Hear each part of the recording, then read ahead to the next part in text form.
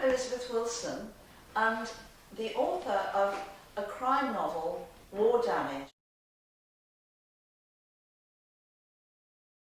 It's both a thriller and a period novel because it's set in 1948 in the austerity period in London after the Second World War.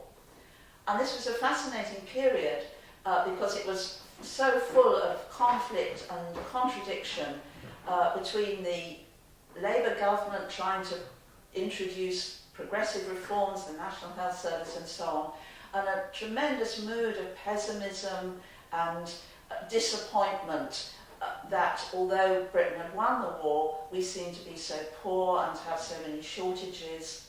And also, perhaps even more important, after the kind of sexual freedoms during the war, there was a clampdown, an attempt to reintroduce a much more repressive morality. And in particular, gay men were really targeted by the police. And the novel is about a gay man, a ballet critic, who gets murdered on Hampstead Heath. And it's also about the reactions of his great friend, the heroine, Regine, who is a kind of femme fatale and also a kind of salon hostess in bohemian circles in London. And it's all about her efforts to improve or get out of her marriage because her husband has rather peculiar sexual tastes and he doesn't really want her to work, although she hasn't any children. She wants a kind of literary career.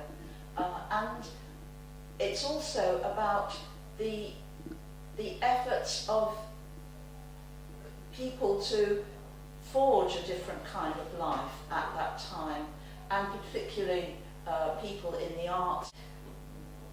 Another feature of the novel is that it does have a political dimension, and that is the resurgence of Oswald Mosley and the fascist movement after the war. Very surprisingly, when you think that Hitler had just been defeated and we all knew about the Nazis and the Jews, and yet there was this tiny group of dedicated people who wanted to bring fascism to Britain at that time.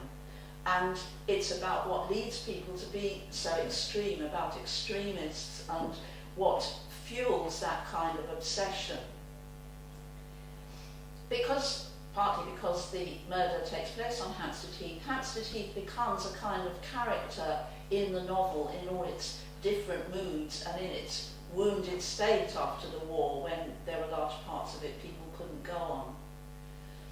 I think a final point to make about the book is that it does look also at the position of women after the war, and at a time when women were in the workforce, somehow there was this whole idea that really they should get back to the home and they should return to a pre-war existence.